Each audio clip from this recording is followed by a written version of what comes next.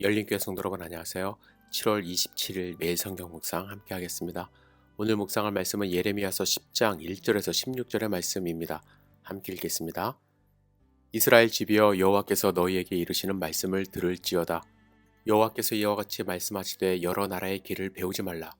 이방 사람들은 하늘의 징조를 두려워하거나 너희는 그것을 두려워하지 말라. 여러 나라의 풍습은 헛된 것이니 삼림에서 벤 나무여 기술공의 두 손이 도끼로 만든 것이라. 그들이 은과 금으로 그것에 꾸미고 못과 장도리로 그것을 든든히 하여 흔들리지 않게 하나니 그것이 둥근 기둥 같아서 말도 못하며 걸어다니지도 못하므로 사람이 메어야 하느니라. 그것이 그들에게 화를 주거나 복을 주지 못하나니 너희는 두려워하지 말라 하셨느니라. 여호와여 주와 같으니 없나이다. 주는 크시니 주의 이름이 그 권능으로 말미암아 크시니이다. 이방 사람들의 왕이시여 주를 경외하지 아니할 자 누구이리까? 이는 주께 당연한 일이라. 여러 나라와 여러 왕국들의 지혜로운 자들 가운데 주와 같은 이가 없음이니이다.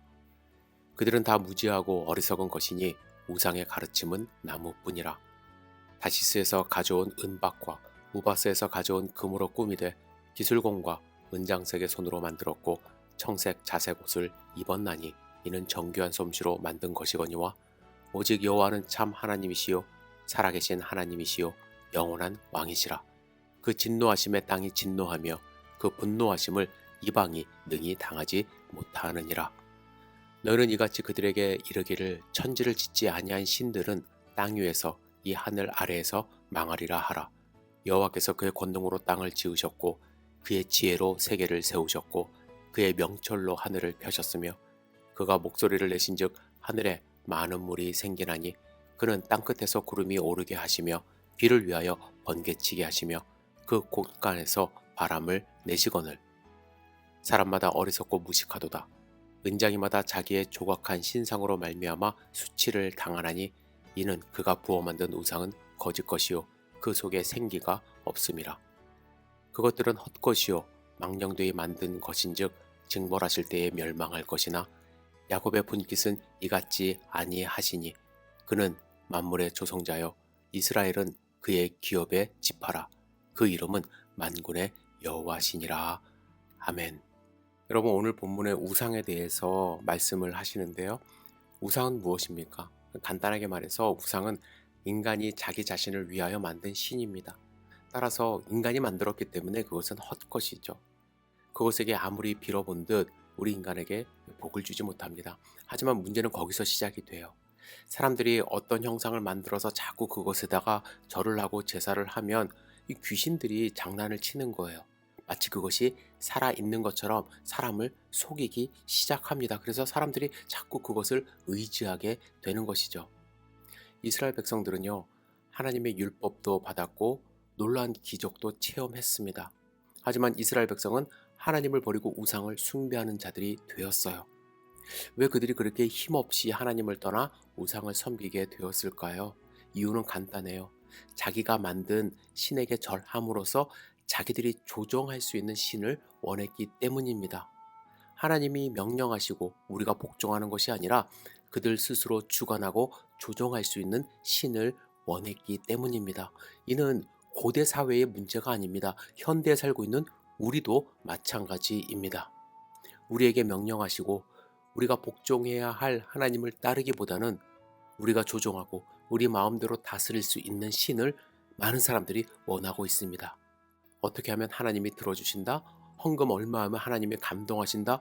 이것도요, 다 하나님조차 우상화하며 내 마음대로 조종하고 싶은 심리에서 비롯된 것이라고 저는 생각합니다.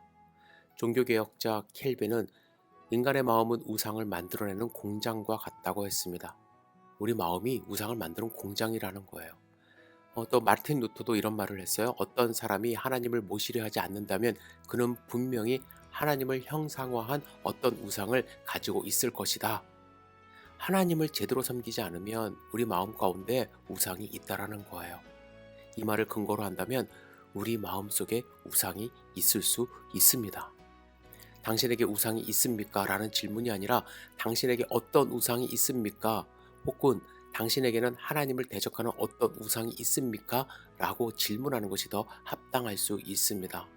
여러분, 내가 만들어낸 우상 중에 하나님께 도전하고 있는 무엇이 있습니까?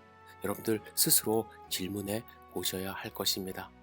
오늘 본문에서 하나님은 예레미야를 통해서 사람이 만들어낸 우상을 향해서 그들은 다 무지하고 어리석은 것이라고 말씀하십니다. 그리고 그것을 숭배하는 사람 또한 어리석고 무식하여 그 신상 때문에 수치를 당할 것이라고 말씀하십니다. 다시 한번 질문합니다. 여러분에게 우상은 없습니까?